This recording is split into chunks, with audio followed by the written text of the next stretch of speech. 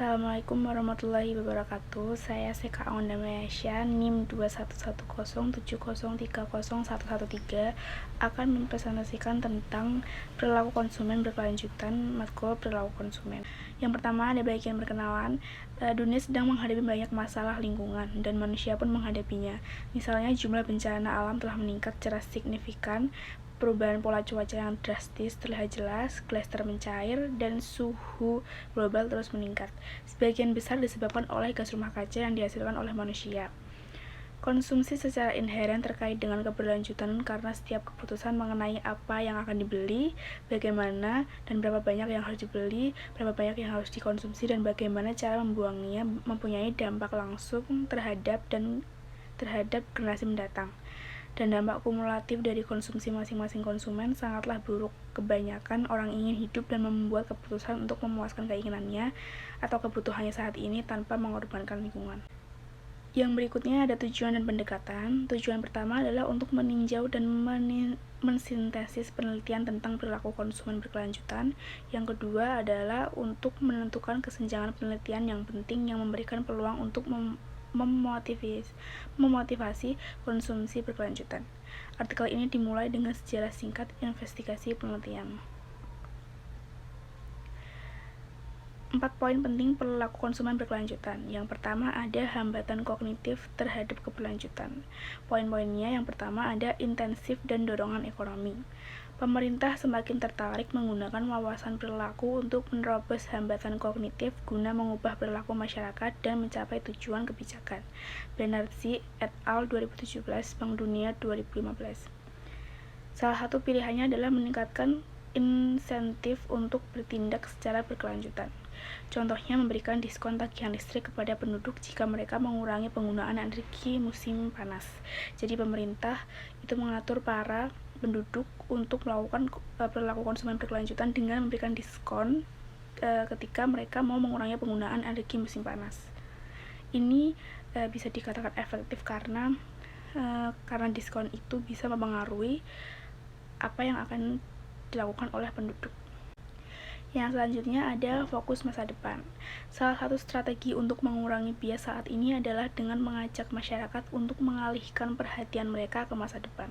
Menurut teori tingkat konstruktural yang dikemukakan oleh Thorpe dan Lieberman pada tahun 2003, orang memiliki kecenderungan untuk menginterpretasikan peristiwa di masa depan dengan cara yang berbeda dibandingkan dengan peristiwa saat ini.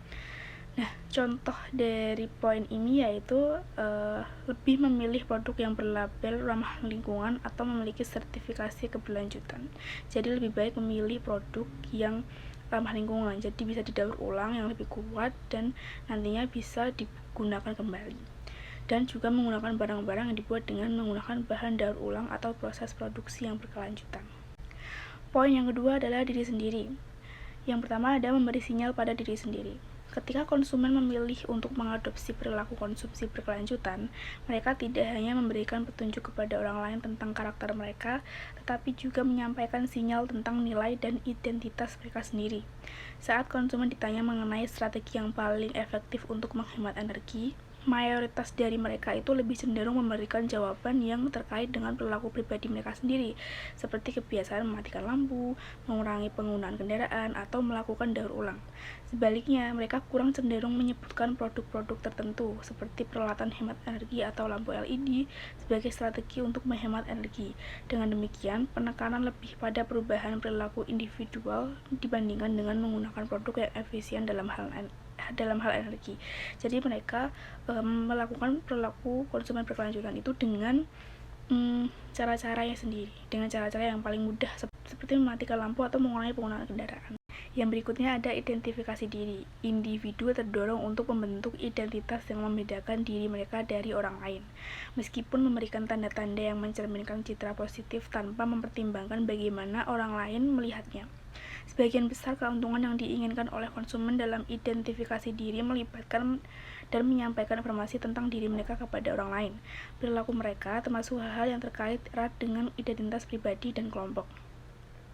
Menyesuaikan perilaku dengan identitas pribadi memungkinkan seseorang untuk memiliki pandangan positif terhadap dirinya sendiri. Namun, keinginan untuk mempertahankan pandangan positif terhadap diri sendiri juga dapat menyebabkan perilaku defensif, seperti menolak bukti perubahan iklim dan merendahkan konsumen lain yang mengadopsi perilaku lingkungan yang lebih ramah. Contohnya, peserta yang menerima cangkir dengan pengejaan nama yang benar secara nyata lebih cenderung mendaur ulang cangkir tersebut dibandingkan dengan mereka yang mendapatkan cangkir dengan pengejaan nama yang salah atau yang berada dalam kelompok kontrol dengan cangkir kosong. Jadi seseorang itu cenderung akan mendaur ulang barang yang kemungkinan menurut mereka itu menarik dan lebih memilih untuk mendaur ulang cangkir yang ada nama mereka dengan ejaan yang benar daripada cangkir yang tidak ada apa-apanya atau yang tidak menarik. Yang selanjutnya ada identifikasi sosial. Selain identitas personal, perilaku berkelanjutan juga dipengaruhi oleh identitas sosial atau kelompok. Sikap, keyakinan, dan tindakan seseorang dapat dipengaruhi oleh lingkungan sosial mereka, dan terkadang bahkan lebih kuat dibandingkan dengan pengaruh identitas pribadi mereka. Contohnya, sikap dan perilaku dapat sangat dipengaruhi oleh individu-individu yang dipercayai dan memiliki keanggotaan dalam kelompok, khususnya mereka yang berbagi identitas sosial. Ketika seseorang memiliki keterlibatan politik yang kuat dan memiliki informasi tentang posisi partainya, mereka cenderung mengadopsi dan bertindak sesuai dengan afiliasi politik mereka. Memperkuat identitas kelompok tanpa menghiraukan sejauh mana manfaat informasi tersebut. Selain itu, kurangnya pengetahuan dan keterampilan di kalangan masyarakat untuk membuat keputusan yang akurat, dan kurangnya motivasi untuk mendapatkan pengetahuan yang diperlukan. Tanggapan masyarakat terhadap ilmu iklim cenderung dipengaruhi oleh sikap dan pendapat yang diungkapkan oleh pemimpin partai politik mereka. Jadi, dalam identifikasi sosial, untuk contoh khusus dari perilaku konsumen berkelanjutan itu misalnya ada seseorang yang mungkin bisa disebut FOMO. Jadi biasanya kan ada sesuatu hal yang viral.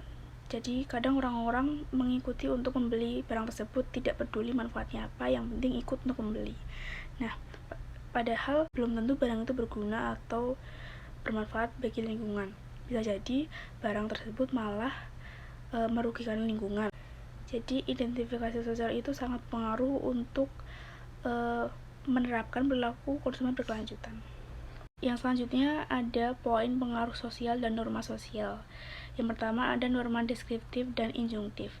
Norma deskriptif merupakan perilaku yang dianggap sebagai kebiasaan dalam masyarakat. Norma ini menggambarkan apa yang umumnya dilakukan atau diterima oleh sebagian besar orang dalam satu kelompok atau budaya, dan lebih mencerminkan apa yang sebagian besar orang lakukan.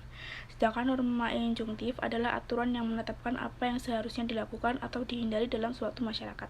Contohnya, kalimat bergabunglah dengan sesama tamu dalam membantu menyelamatkan lingkungan lebih cenderung menggunakan kembali handuk mereka dibandingkan konsumen yang menerima standar pesan lingkungan bantu selamatkan lingkungan saja, karena mereka yang kata-kata bergabunglah dengan sesama tamu itu mendukung atau mempengaruhi konsumen untuk menggunakan handuk tersebut kembali karena merasa bahwa yang lainnya juga melakukan hal tersebut.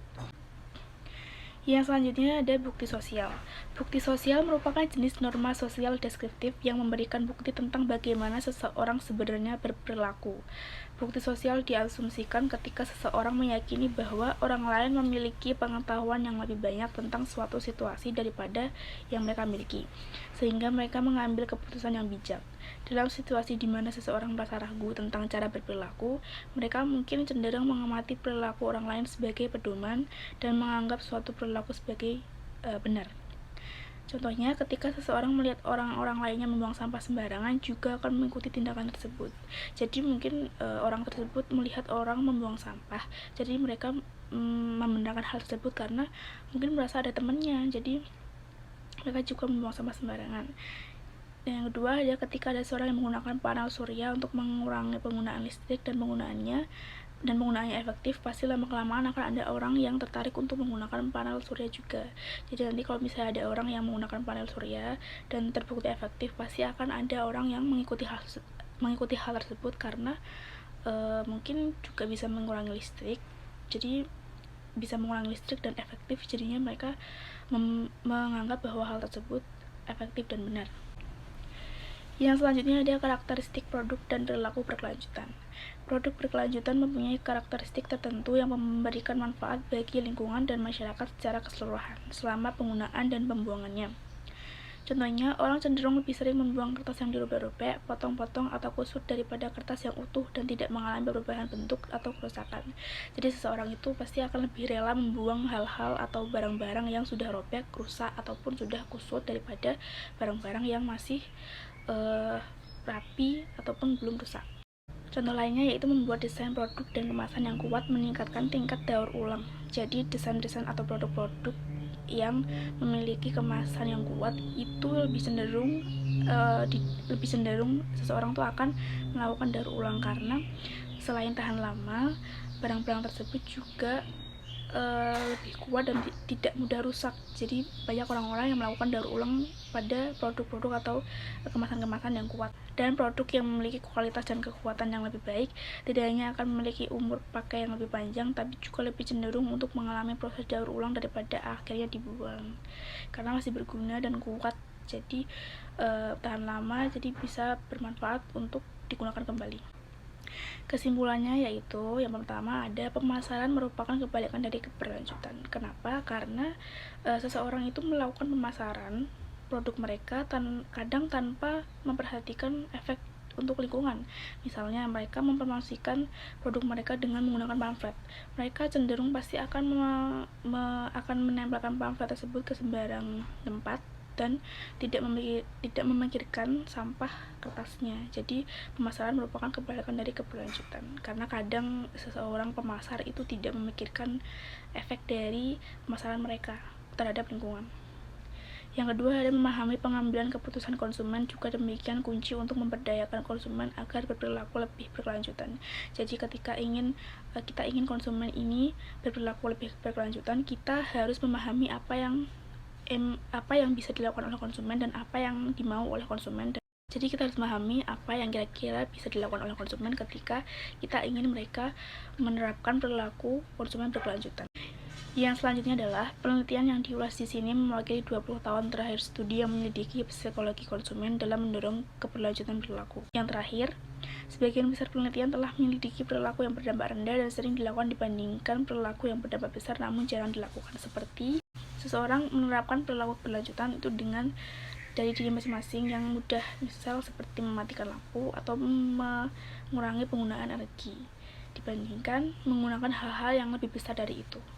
Oke, sekian dari saya, kurang lebihnya mohon maaf. Wassalamualaikum warahmatullahi wabarakatuh.